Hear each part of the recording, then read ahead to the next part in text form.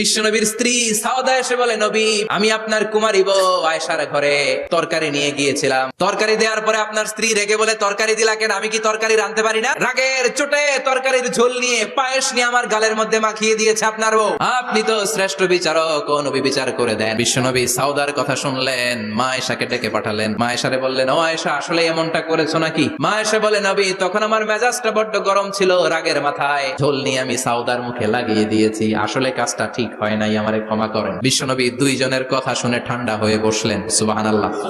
দুইজনের কথা শুনে বিশ্বনবী বললেন, আমার আদালতের রায় হচ্ছে কিসাস। সাউদাকে যেমনি তুমি পায়েস মাখিয়ে দিয়েছো, সাউদাও পায়েসের বাটি থেকে কিছু পায়েস নিয়ে আয়েশার গালে মাখো। সুবহানাল্লাহ পড়েন।